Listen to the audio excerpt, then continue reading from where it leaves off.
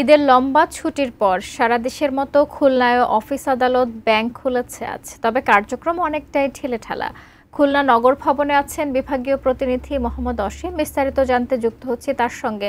অসীম, দীর্ঘ ছুটির পরে অফিস আদালত খুলেছে, কি অবস্থা দেখছেন? কার্যক্রম কতটা শুরু হয়েছে, সব মিলিয়ে জানাবেন।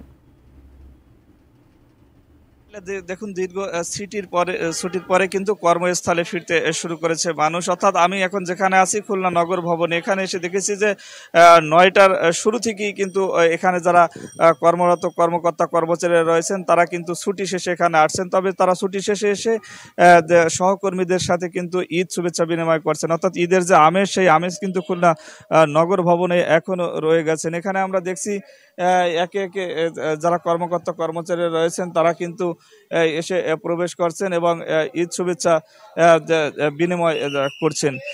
তারা বলছেন যে দীর্ঘদিন পরে সহকর্মীদের সাথে দেখা তাদের জন্য কিন্তু একটি আনন্দের, অর্থাৎ ঈদ শেষে তারা কিন্তু সেই আনন্দটি ভাগাভাগি করে নিচ্ছেন।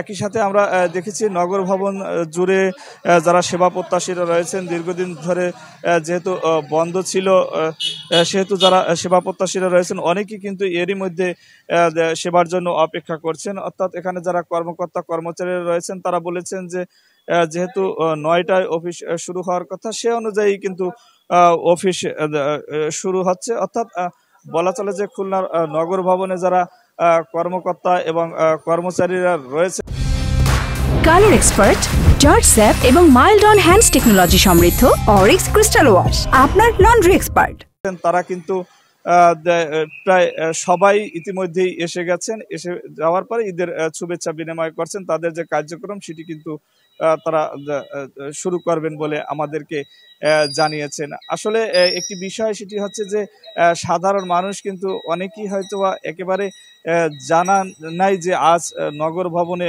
সেবা প্রদান করা হবে, সে কারণে কিছুটা সেবা প্রত্যাশীদের সংখ্যা কম। আসলে সব মিলিয়ে বলা চলে যে ঈদের পরে যার যার কর্মস্থলে কিন্তু সবাই ফিরেছেন এবং ঈদ শুভেচ্ছা বিনিময় করছেন। আমার কাছে সব মিলিয়ে এই ছিল শাকিলা, খুলনা নগর ভবন থেকে ঈদ পরবর্তী অফিসের সর্বশেষ খবর।